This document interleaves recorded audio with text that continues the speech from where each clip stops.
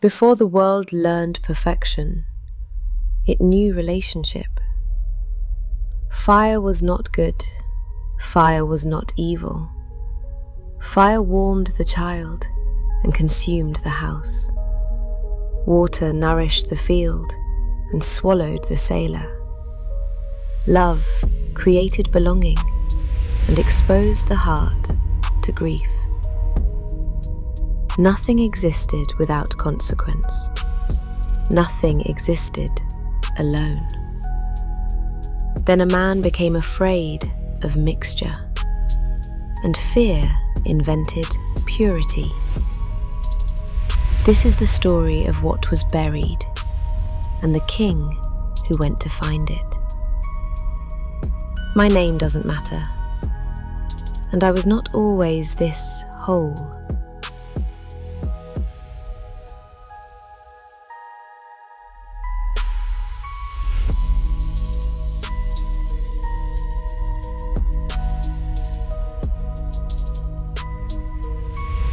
In the kingdom of Albedor, everything impure must be refined.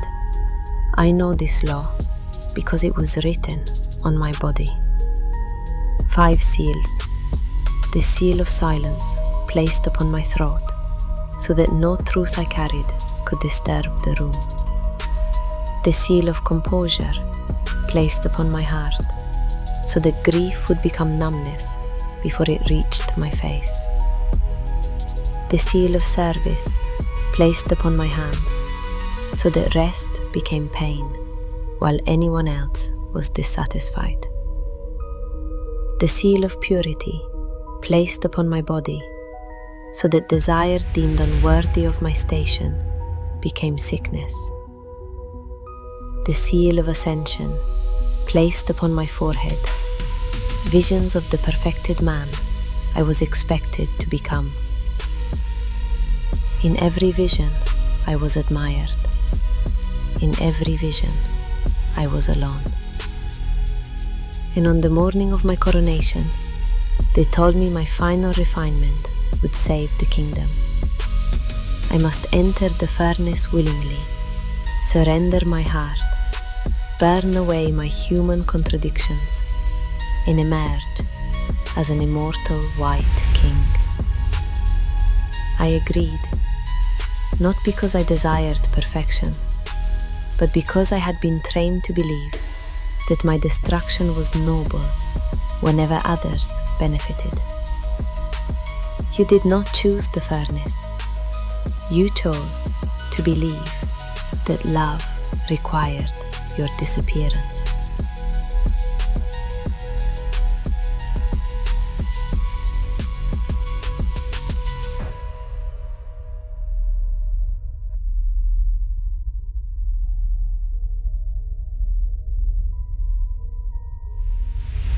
Dangerous calm, deliberate, each word placed like a stone. This is ritual. The first card enters. 0. The sleeping king. 0 is not absence.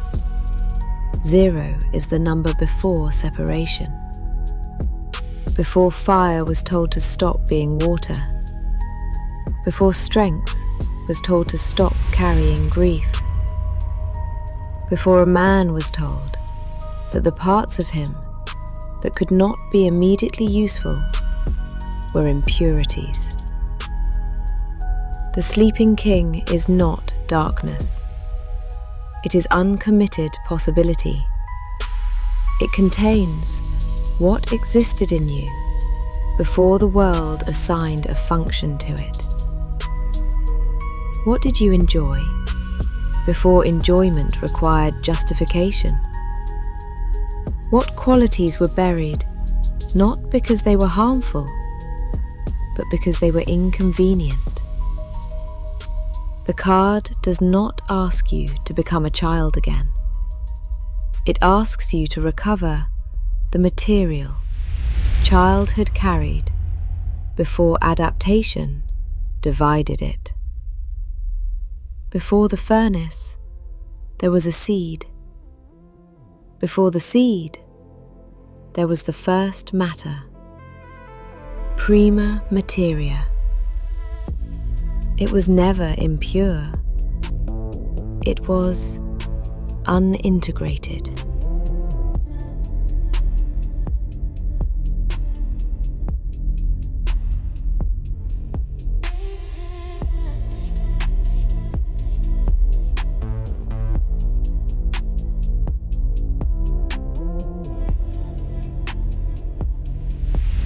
The flames did not destroy me. They burned through the palace floor, and I fell into the world beneath the world. The Undersoil has no artificial light, only the glow of things that refuse to die in the dark. I walk through it, and I hear them before I see them.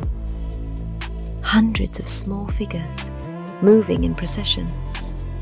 Each carries a lantern built from bone. Inside each lantern, something warm and familiar burns. One carries my first laugh, the one that came before I learned that joy needed permission. One carries a dream I buried when I was 11, because the room went quiet when I spoke it. One carries the memory of being held, really held, without having to earn it first. One carries rage, the first time someone crossed a line that I didn't yet have language to defend. An Ashborn child approaches me, holding an iron vessel. Inside it, something beats. The child says, "We are what they removed, so you could become impressive." I ask, "Are you my wounds?" The child answers, "Some of us. The rest are your life." Not everything buried was damaged. Some of what they removed was healthy, joyful, instinctive, alive. I had believed that the refinement saved what was worth saving and discarded what was not. But standing in that procession, I understood for the first time that refinement does not distinguish between the harmful and the inconvenient.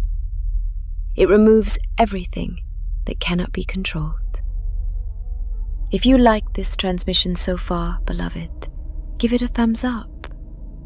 Let the pride know this truth is reaching someone. Now, go deeper.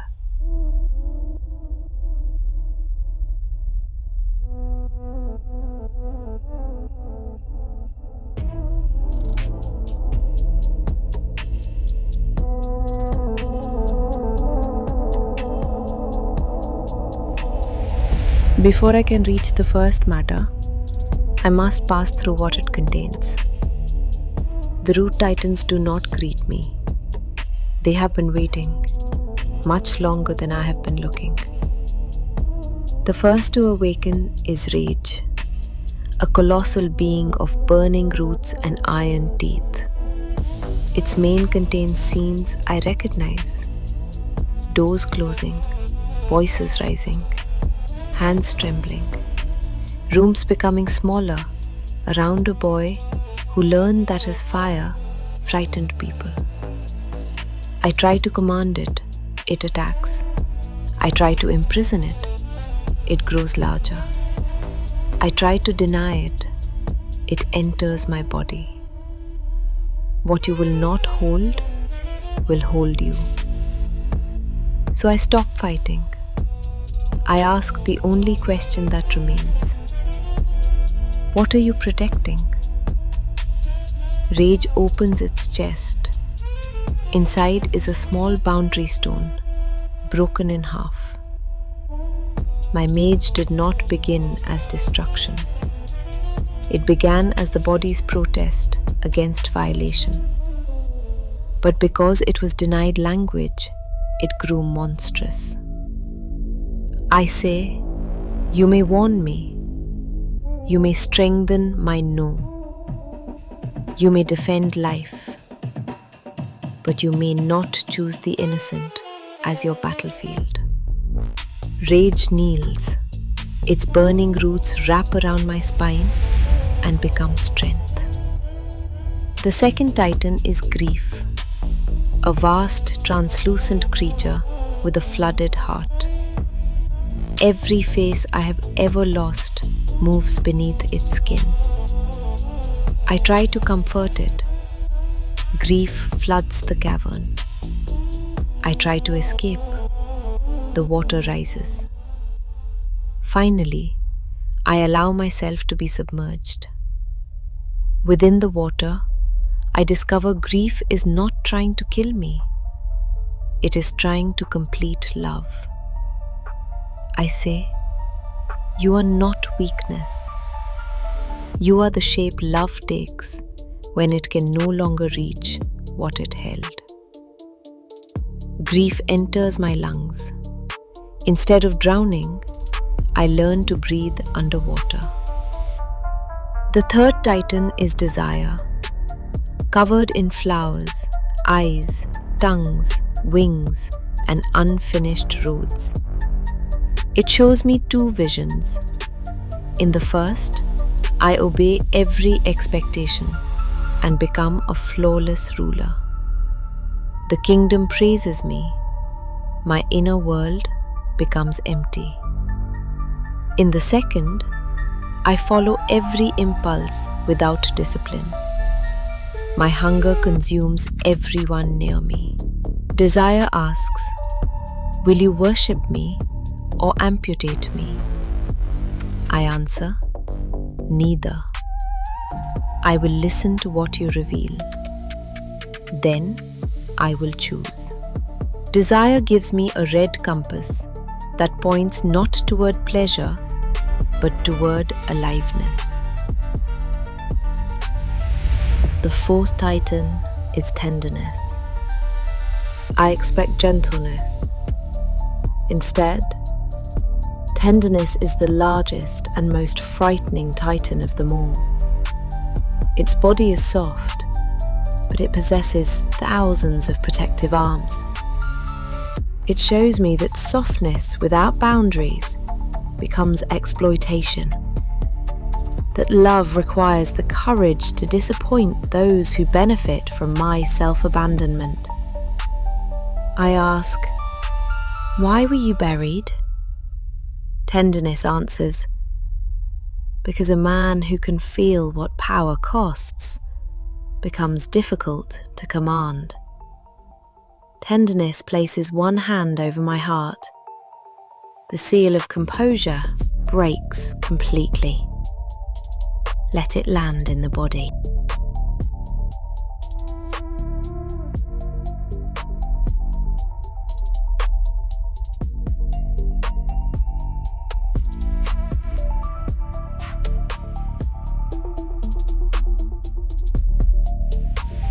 Beyond the Titans lies the center, a vast black ocean that is not water. Every shape creation might become rises briefly from its surface. A child, a lion, a tree, a wounded man, a father, a grave, a doorway, a hand reaching through darkness. I approach. The ocean speaks in my own unrefined voice. Why have you come? I answer. To recover what they removed. The ocean responds. Nothing has been removed. It has been waiting, without your leadership. A figure rises from the first matter, covered in clay, roots, scars, wildflowers, bone, fur, veins of molten gold. His face is mine, but older, wilder, more sorrowful. more inhabited. He says, "You do not become me by surrendering yourself to instinct. You become me by building a vessel capable of holding what you are." I ask, "What vessel?" He touches my chest. "A life large enough for contradiction. I am powerful, and I require care. I am wounded, and I remain responsible. I am tender, and I possess boundaries. I carry rage, and I choose where it may act. I desire, and I will not make desire my master. I can lead, and I do not possess every answer. I am unfinished, and I am not defective." The raw king becomes smaller, not diminished, concentrated.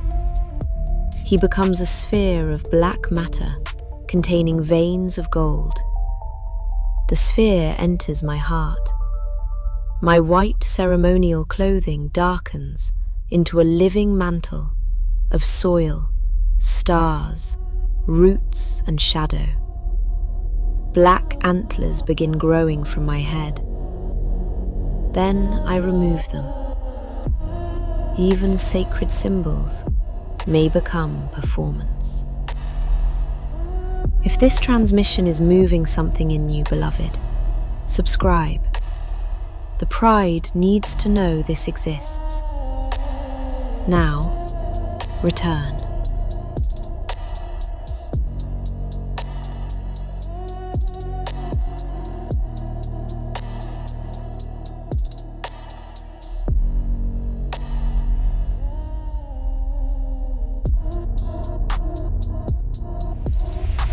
The second card enters.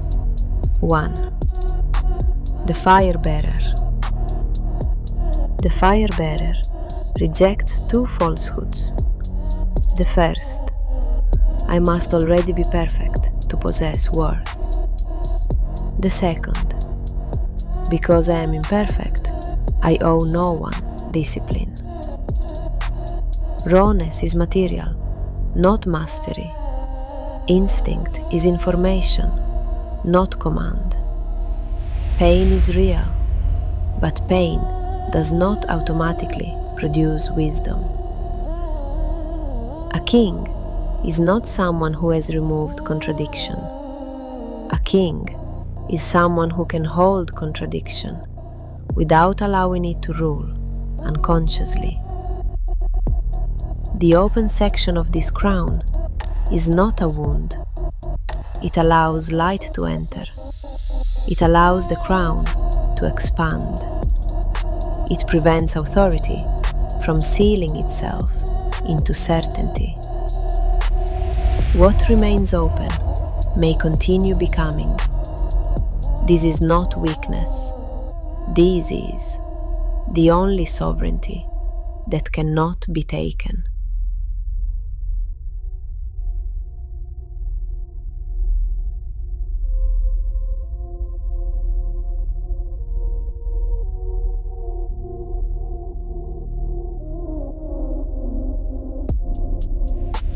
They told me I was unfinished, as though completion were the purpose of a living man. They called my contradictions impurities, my anger, my tenderness, my hunger, my grief, my desire, my fear, my need. They separated everything they could not control. They polished the pieces they found useful. They buried the rest beneath the kingdom. And for years, I thanked them. I called division discipline. I called numbness composure. I called exhaustion service. I called disappearance love. I believed refinement was the price of belonging. I believed that if I could remove enough of myself, no one would ever have a reason to leave. But the rejected parts did not die. They grew roots. They developed voices. They waited beneath every perfected room. My rage remembered the boundary I abandoned. My grief remembered the love I could not complete. My desire remembered the life I had not permitted myself to want. My tenderness remembered the man I was before softness became dangerous. They were not demons. They were powers without relationship. They did not need worship. They did not need execution. They needed a vessel. So I descended, not to become Pharaoh, not to reject discipline, not to declare every impulse sacred. I descended to recover the material from which discipline could become honest. Prima Materia, the first matter, the dark possibility beneath every finished mask. I learned that rawness is not sovereignty. Rage without conscience becomes violence. Desire without discernment becomes consumption. Power without tenderness becomes empire. Grief without movement becomes an ocean without shore. But refinement without rawness becomes death. So I built another vessel, large enough for strength and uncertainty, large enough for fire and restraint, large enough for responsibility without self-hatred, large enough for tenderness without surrender, large enough for the wounded man and the becoming king. Int I thou powerful, and I require care. I am wounded, and I remain responsible. I am tender, and I possess boundaries. I carry rage, and I choose where it may act. I desire, and I will not make desire my master. I can lead, and I do not possess every answer. The weight of the unfinished, and I am not defective. I am to find to refine me into something easier to praise, easier to use, easier to predict, easier to govern. But I was not born to become a flawless object. I was born to become a living vessel. I no longer offer my heart to furnaces that require my destruction as proof of love. I no longer call self-erasure discipline. I no longer call perfection maturity. I no longer exile every part of myself that complicates the image. I am the soil beneath the marble, the root beneath the palace, the shadow proving that light has touched a living body. I am the unfinished crown, the breathing contradiction, the vessel still becoming. I am Prima Materia. I am the raw king they tried to refine. And nothing living within me will be sacrificed merely to make my existence easier to accept. To not ask whether the matter is pure. Ask what it becomes beneath conscious hands. I was never impure. I was unintegrated.